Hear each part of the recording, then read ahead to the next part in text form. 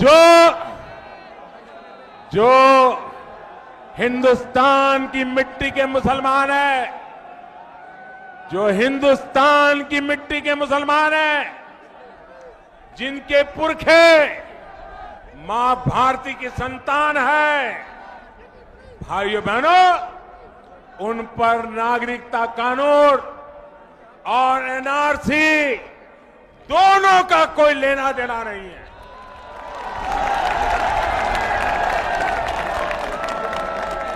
कोई देश के मुसलमानों को न डिटेंशन सेंटर में भेजा जा रहा है, न हिंदुस्तान में कोई डिटेंशन सेंटर है।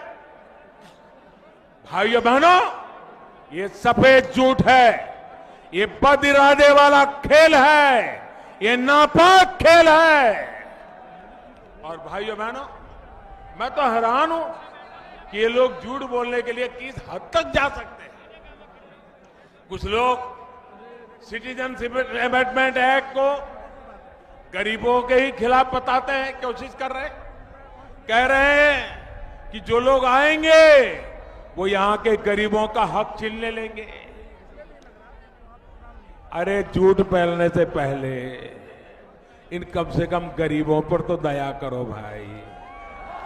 एक ही पार्लियामेंट के सत्र में मोदी गरीबों को घर देने का कानून लाता है, अनधिकृत कॉलोनी को अधिकृत बनाने का काम करता है।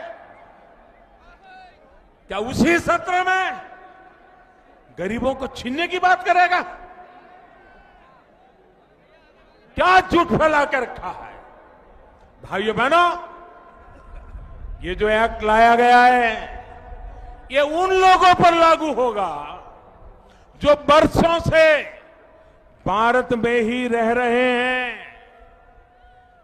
किसी नए शरणार्थी को इस कानून का फायदा नहीं मिलेगा। जो लोग इस तरह का झूठ बोल रहे हैं, उन्हें पाकिस्तान, अफगानिस्तान और बांग्लादेश से धार्मिक कारणों से परेशानी जो हुई, प्रताड़ना जो हुई, उन्हीं लोगों को सुरक्षा देने के लिए ये कानून है। भाइयों और बहनों, ये वो लोग हैं। और ये कौन लोग हैं? मैं हैरान हूं, कुछ दलित नेता भी बिना समझे इसमें घुस गए हैं। जब मेरी बात सुनेंगे तो समझेंगे।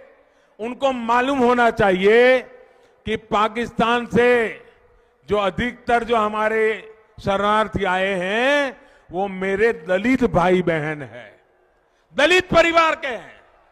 भाइयों बहनों, ये वो दलित परिवार है जिनको पाकिस्तान में बंधुआ मजदूर बनाकर रखा गया था।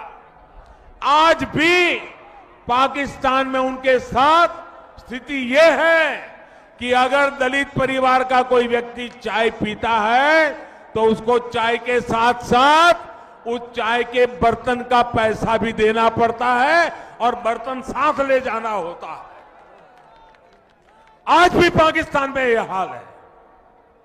वहां पर बेटियों के साथ जो अत्याचार होता है, किस तरह जबरन शादी करके उन्हें धर्म परिवर्तन पर मजबूर किया जाता है, ये भी दुनिया भर के अखबारों में छप चुका है, लगातार मीडिया में आता है।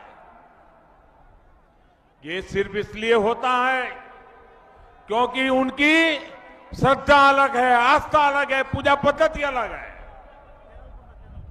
पाकिस्तान, बांग्लादेश, अफगानिस्तान में हुए ऐसे ही शोषण के कारण वो भारत आए और बरसों से हमारे बीच देश के अलग अलग हिस्सों में रह रहे हैं। भाइयों बहनों, एक ऐसी चर्चा है, पार्लियामेंट में चर्चा हुई, अगर हिंदुस्तान के राजनीतिक नेताओं को अपनी स्वार्थ निजी राजनीति से दूर का दिखता। ये ऐसा मौका था, हम दुनिया में पाकिस्तान कैसे मानव अधिकार विरोधी है, पाकिस्तान कैसे माइनॉरिटी पर जुल्म करता है, पाकिस्तान में माइनॉरिटी की क्या दुर्दशा है, ये चित्र पूरी दुनिया में ले जाने का उत्तम अवसर था।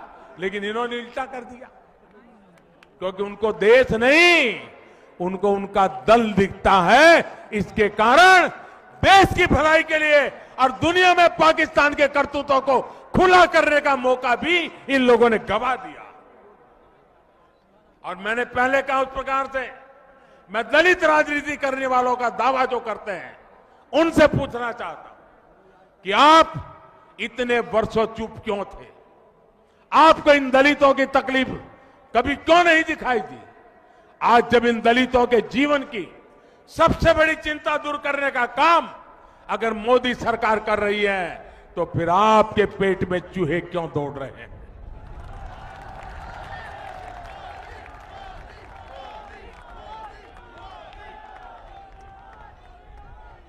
साथियों, यहां दिल्ली में ही मजनू का टीला में 2 हफ्ते पहले ही ऐसे ही एक शरणार्थी के कैंप में एक बिटिया का जन्म हुआ और उसके मां बाप ने उस बेटिया का नाम नागरिकता रख लिया। नागरिकता। मैं जरा ये हुड़दंग मचाने वालों से और उनके पीछे रिमोट कंट्रोल से राजनीति करने वालों से कहना चाहता हूं, अगर इस नागरिकता नाम की बेटी का जीवन आसान होता है, अगर उसके मां बाप की जिंदगी आसान होती है, अगर भारत के किसी भी नागरिक की समस्याओं का समाधान होता है, तो आपको तकलीफ क्यों होती है? देश में दशकों से रह रहे लाखों गरीबों, सताए हुए शोषित दलित परिवार, जो उत्पीड़न के कारण उनको भारत आने के लिए मजबूर होना पड़ा है, मुसीबत के मारे आए हैं, अपना धर्म, अपना सम्मान, अपनी बेटियों की इज्जत बचाने के लिए आए हैं। मैं जरा इन लोगों से पूछना चाहता हूं, आपको उनसे दुश्मनी क्या है?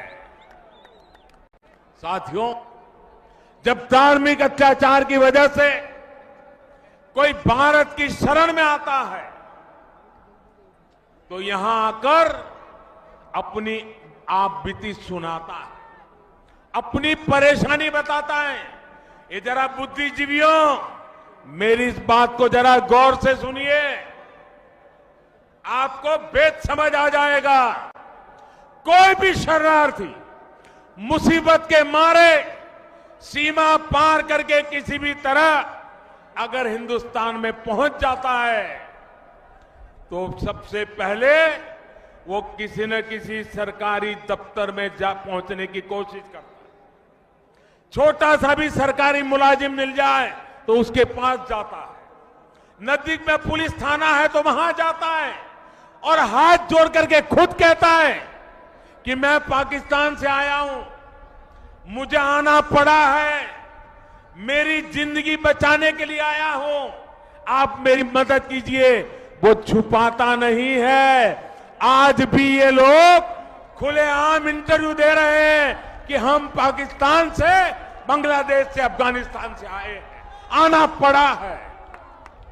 लेकिन जो घुसपैठिया है, न वो इंटरव्यू देता है, न प्रेस से बात करता है, न पुलिस को बताता है कि मेरी मदद करो।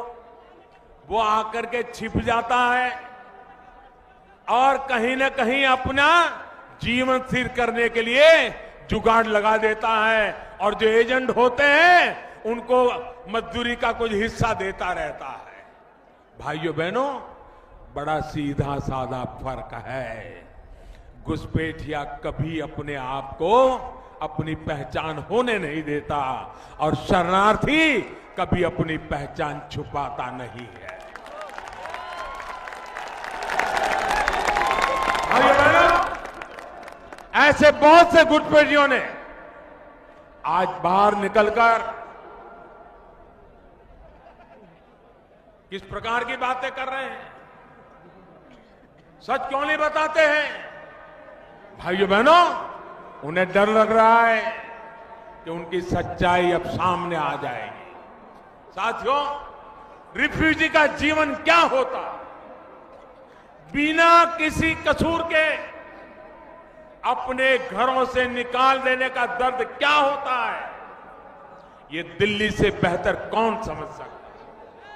यहां का कोई कोना ऐसा नहीं है जहां बंटवारे के बाद किसी रिफ्यूजी का बंटवारे से अल्पसंख्यक बने भारतीय का आंसू न गिरा हो।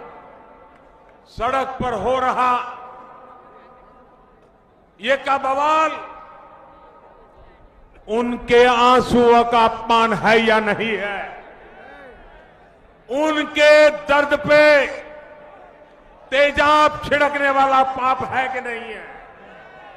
साथियों, मैं फिर से स्पष्ट करना चाहता हूं, सिटीजनशिप अमेंडमेंट एक्ट